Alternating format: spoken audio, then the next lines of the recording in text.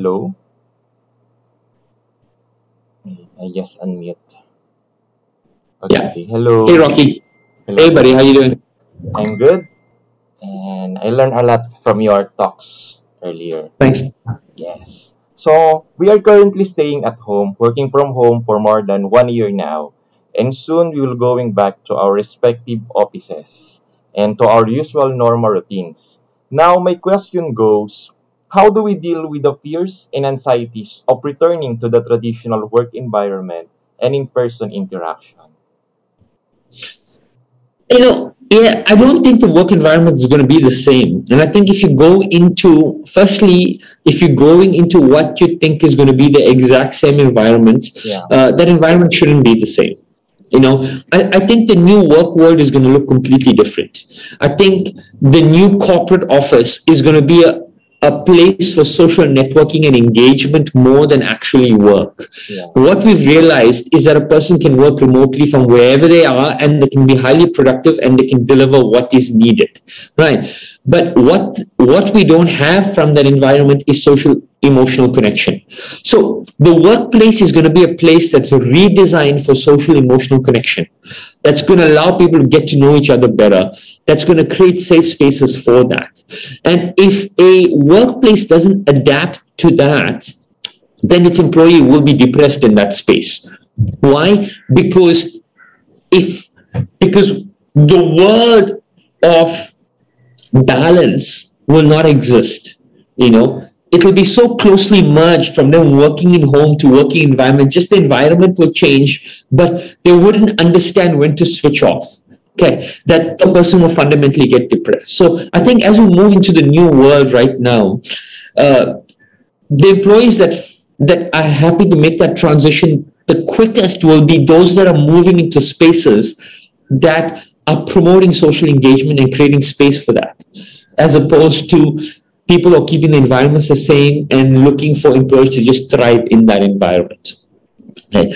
With respect to how does someone move forward with communication, right now, it comes down to the topic we've been talking about, which is self-awareness more than anything else. It comes down to competence, right? So it's really about drawing your awareness to what it is that you want to share and how it is that you want to talk. Okay. Most people have not had the ability to draw their awareness to their feelings. They've not had anyone to speak to. So what it is about really getting comfortable with that. It's really about stilling the mind, drawing your awareness, finding clarity about what you want to say and how you want to say it. Right? And once you have that clarity, then the method of it coming out will be very, very easy. A lot of the times I tell people, we get lost in the how as opposed to staying focused on the why. Why do you want to do that? We get lost in how we want to do it. So for example, the easiest way to explain this is fitness. A lot of people want to get fit, right? The why is I want to get fit because it'll give me a better life. The how is, do I do Zumba? Do I do CrossFit? Do I run? Do I cycle? And so many people get lost in not being able to pick with this, that the main goal of getting fit never happens. Okay, so what I'm trying to say is that if the main goal of understanding that I want to make a happy, healthy integration into my workspace, if I want to make a safe emotional integration, and I want to be able to express myself better, stays core, then the how will find itself.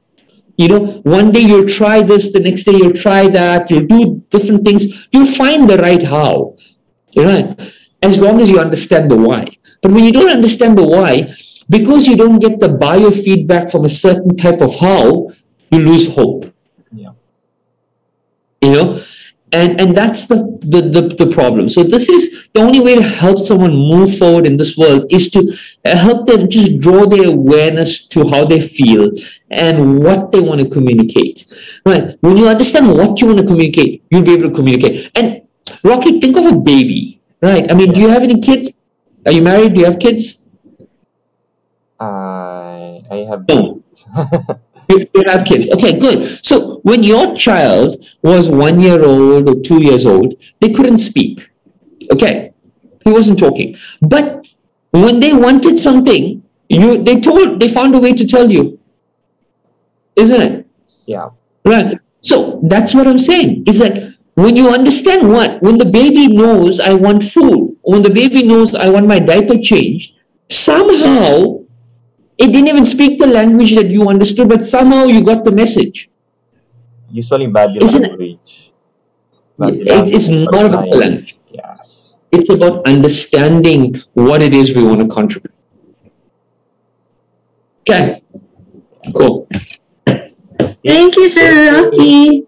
Thank you. Thank you. May I call on